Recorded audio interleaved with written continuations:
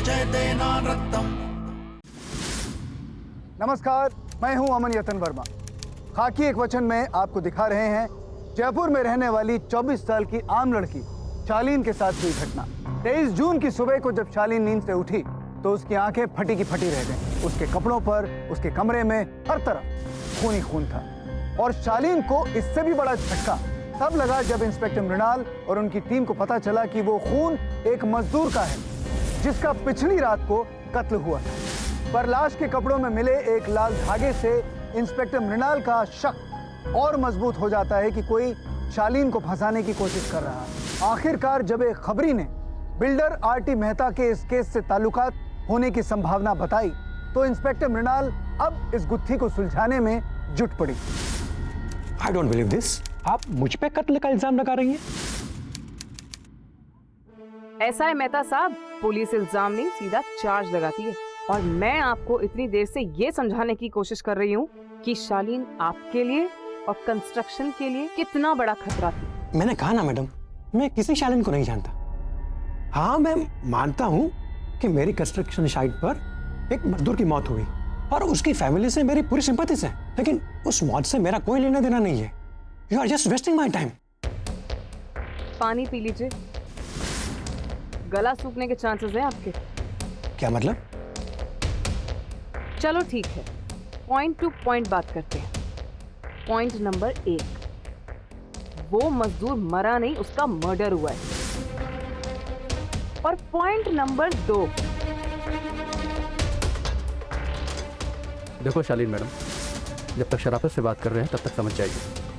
अगर आपने कंप्लेंट वापस नहीं ली तो आपको ये कितना महंगा पड़ेगा ये आप सोच भी नहीं सकती हैं। आपको तो शायद ये आवाज भी याद नहीं होगी ना, ये आपके उसी मैनेजर मिस्टर मेहता की है जो शालीन को धमकी दे रहा है। पानी पी लीजिए।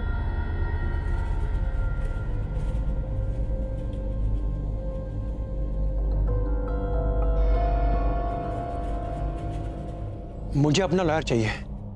लॉयर चाहिए?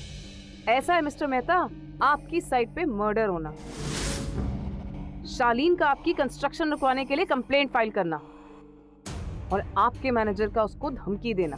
आपके बड़े बड़े लॉयर आपको जेल जाने से बचा लेंगे, लेकिन मीडिया वालों को तो ये काफी इंटरेस्टिंग खबर लगी और आपकी इस समय बदनामी हो गई। तो वैसे कंट्रोवर्शियल कंपनी को सरकार हाईवे का काम देगी? टेंडर तो 2 दिन में खुल रहा है, नहीं? आप मुझे ब्लैकमेल कर रही हैं? सच उगलवा रही हूँ। ये एक मर्डर इन्वेस्टिगेशन है मिस्टर मेहता। ऑल राइट, तो सुनिए, आप जानती हैं मैडम कंस्ट्रक्शन का बिजनेस कितना मुश्किल काम है। अरे 50 परमिशंस लेनी पड़ती है और फिर कुछ भी करके काम शुरू करो तो ये धरना देने वाले लोग 2-4 पेड़ ज्यादा काटे तो काम बंद कर देने की धमकी देके आ जाते हैं। शालीन जायसवाल ने इसी बात की कंप्लेंट फाइल की थी। अरे टॉप वर्क का नोटिस भी आ गया था, तो हो सकता है फ्रस्ट्रेशन में हमारी टीम ने उसे धमकी दे दी हो सकता नहीं, हुआ है। ओके, हुआ है, बट मैडम हम इतने तो बेवकूफ नहीं है ना कि एक स्टॉप वर्क नोटिस की वजह से हम खून खराबा करवाएंगे। 30 इयर्स मैडम, हम 30 साल से इस लाइन में हैं। आपको क्या लगता है कि हमारे प्रोजेक्ट में ऐसा पहली बार हुआ होगा? मैडम, सिस्टम में रहकर काम कैसे निकलवाना ये हम अच्छी तरह से जानते हैं। मैडम, हो सकता है कि मेहता की इमेज को खराब करने के लिए किसी और बिल्डर ने सारी साजिश की हो। किसी का मर्डर करके फिर इल्जाम किसी और पर लगाना, फिर मेहता को फंसाने की साजिश करना, इतना घुमा फिराकर कोई क्यों प्लान करेगा? अगर मकसद सिर्फ मेहता की रेपुटेशन को खराब करना है तो और भी तो कई रास्ते हैं। मतलब मकसद सिर्फ और सिर्फ शालीन को फंसाना था मैम, जिसको लेकर अभी तक हमारे पास कोई भी लीड्स नहीं है। घूम फिर कर हम वहीं आ गए जहां से शुरुआत किया था, मतलब 0। Arun, yes ma'am. Police force का एक और उसूल है, 0 1 से ज्यादा ताकतवर होता है। मतलब मैम? समझ जाओ।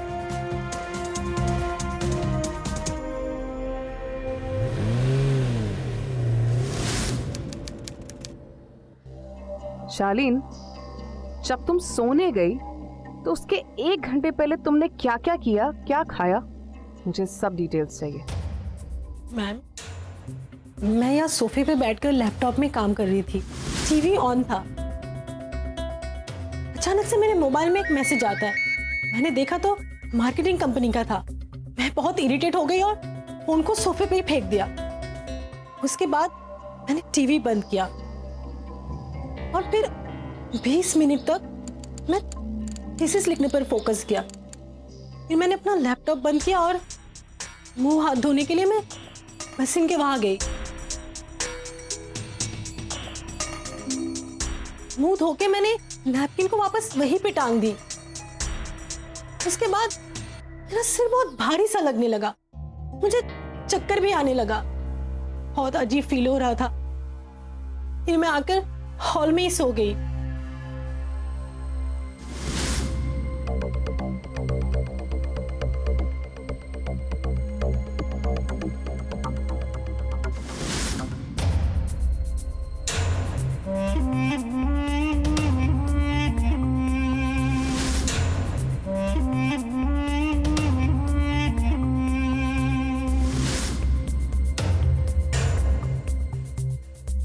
शालीन, तुमने आखिरी बार अपने सारे कपड़े कब धोए थे?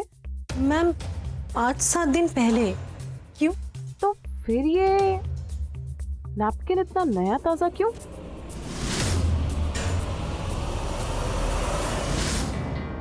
मैम, पता नहीं, पर देख के तो मेरा ही लग रहा है। और मैंने इसी से। तुम उसी शाम घर से बाहर तो नहीं गई थी? हाँ, मैं हफ्ते में एक आध बार बाहर जाती हूँ ग्रोसरीज लेने के लिए। ब्रिलियंट। मतलब ये जो कोई भी इंसान है उसे तुम्हारा पूरा शेड्यूल पता है।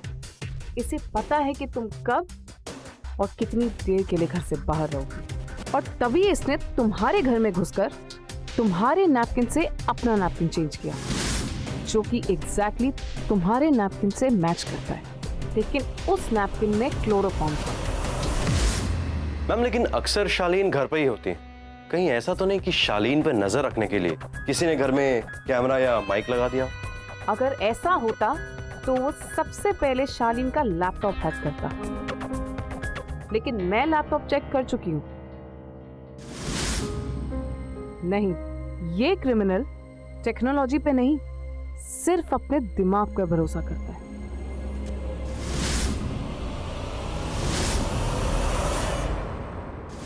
अब इंस्पेक्टर मृणाल को दो चीजों पर यकीन हो गया था। पहला कि शालीन खूनी नहीं है, और दूसरा कि असली खूनी ऐसा हिस्ट्री शीटर है जो शालीन से किसी बात का बदला लेने के लिए यह सब कर रहा है।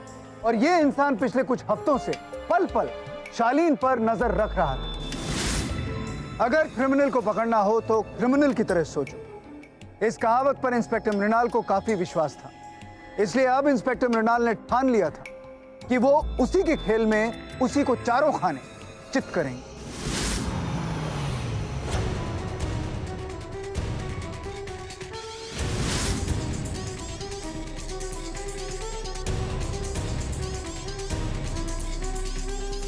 हम यहाँ से घर के बाहर का एरिया तो दिख रहा है, लेकिन अंदर का कुछ भी नहीं।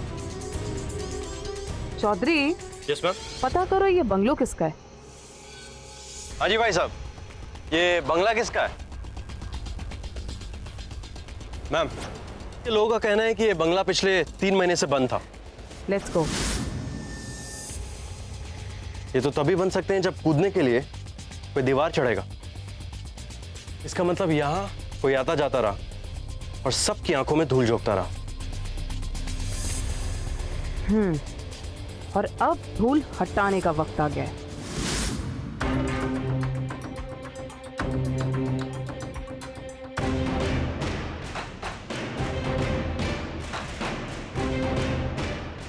मैम, तकिया और चटाई। मतलब कोई काफी दिनों से यहाँ पे डेरा जमाया हुआ है। बहुत बारीकी से प्लानिंग की है। चौधरी, बाइनोकुलर्स कहाँ है? अभी लेके आया मैम।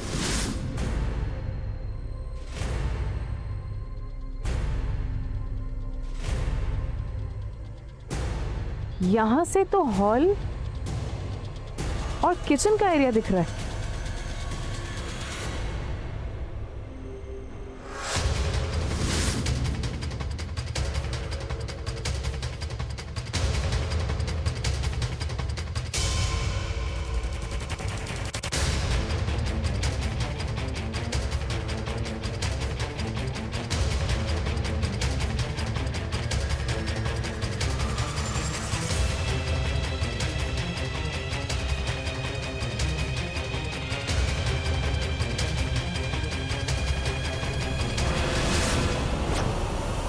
मैम,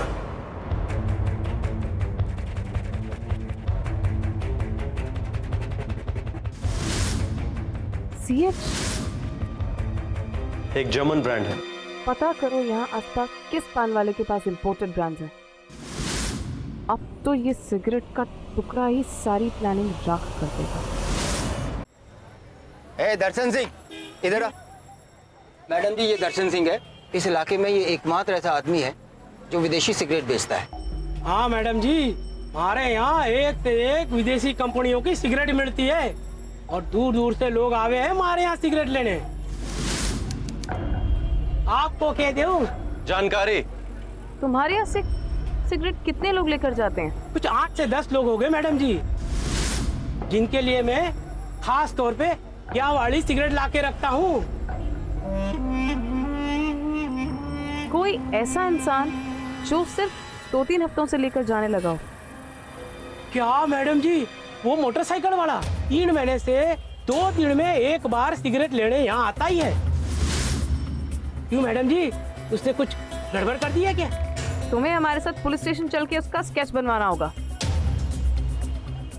अरे मैडम जी, लेकिन ये तो संभव ही ना है। ये बकवास कर रहा है। अरे माफ कर दो हुजूर जी, पर सकल ही ना जान सकूं तो मन ने देखा कुछ नहीं। वो तो हेलमेट में ही आता था, अपनी हेलमेट कभी उतारी ही नहीं उसने। तो बाइक का नंबर तो देखा होगा तूने। अरे ये सब कौन ध्यान रखता है। देख दर्शन, अगर जे तू झूठ बोल रहा है ना तो समझ ले फिर तेरा क्या होगा। कैसी बात कर रहे हो हुजूर, और मैं भला क्यों झूठ बोलूं। आप चाहे तो यहाँ रुक जाओ, आज वो खास आने वाला है। उसने इस डब्बे का पूरा कार्टून ऑर्डर दिया है।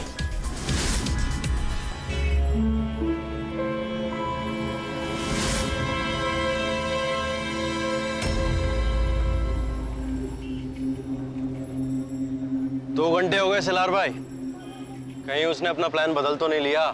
चौधरी साहब, 28 साल से कांस्टेबल हूँ। बुरी आदतें और बुरे शौक पीछा नहीं छोड़ते, फिर चाहे वो गुनाह हो या फिर सिगरेट।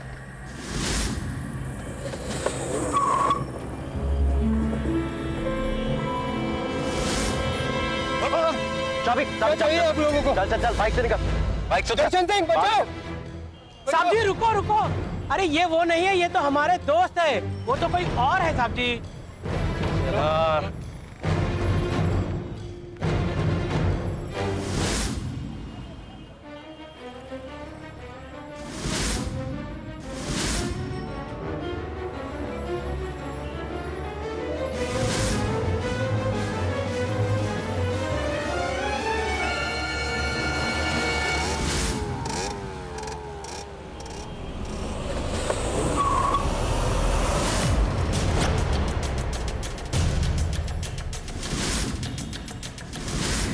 निकाल हेलमेट, निकाल।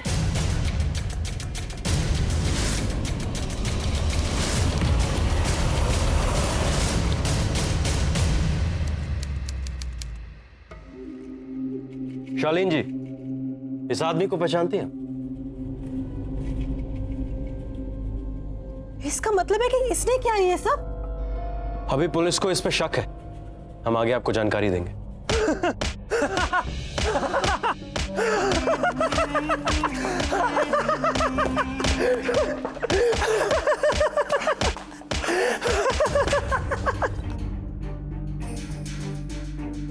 चोरी, लूट, ब्लैकमेलिंग, अटेम्प्ट टू मर्डर, ऐसे 2 दर्जन केसेस हैं तेरे खिलाफ। लेकिन जेल तो सिर्फ एक बार गया है। बड़ा शातिर समझता है खुद को, हाँ? तो बेटा सुन, कुछ उगलेगा या फिर डंडा निकलेगा। बताता हूँ। 2 साल पहले की बात है, जब मैं दिल्ली में थी।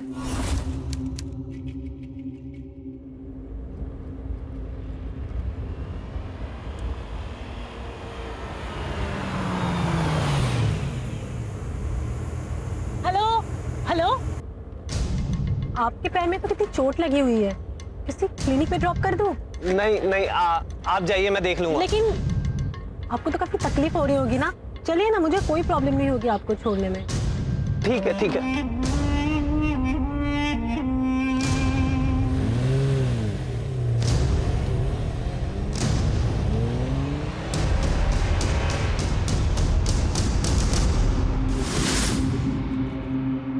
चलिए, हॉस्पिटल आ गई। चलिए। नहीं नहीं, आप क्यों तकलीफ कर रही हैं, मैं खुद चला जाऊंगा।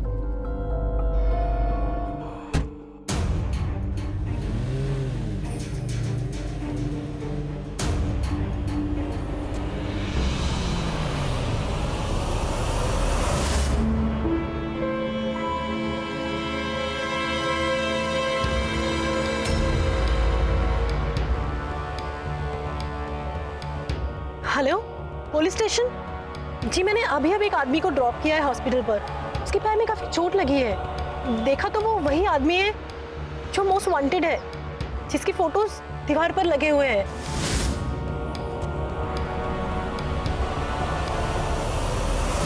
साला जिंदगी में पहली बार जेल की हवा खानी पड़ी है, वो भी उस बेवकूफ लड़की की वजह से। और किसके लिए? एक टुच्ची सी चेन की चोरी के लिए। साला मैंने तो तभी सोच लिया था कि उसके साथ ऐसा खेल खेलूंगा कि जिंदगी भर वो चैन से सो नहीं पाएगी। लेकिन शालीन से बदला लेने के लिए तूने रामेश्वर का मर्डर किया, क्यों? वो तो मजदूर है, उसकी जान किसके काम आती। तो मैंने सोचा क्यों ना मेरे काम आ जाए। जब उस बेवकूफ लड़की ने उसे थप्पड़ मारा तो मैंने उसे बहुत उकसाया। मैंने तो यहां तक ये भी कहा कि बदला ले ले, मैं तेरा साथ दूंगा।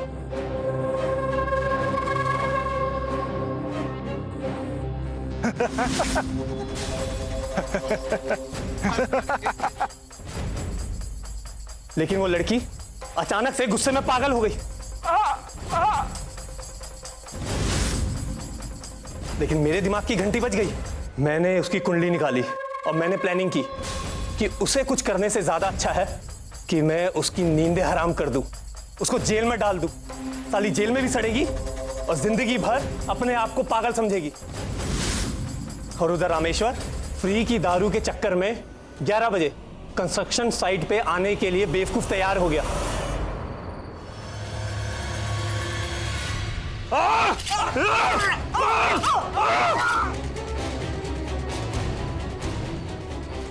मैंने वार भी ऐसे किया था कि जिससे सबको ये लगे कि गुस्से में पागल होकर किया। कपड़े में मैंने उसका खून लिया और पहुंचा उस पागल लड़की के घर। मुझे पता था वो अब तक बेहोश हो गई होगी।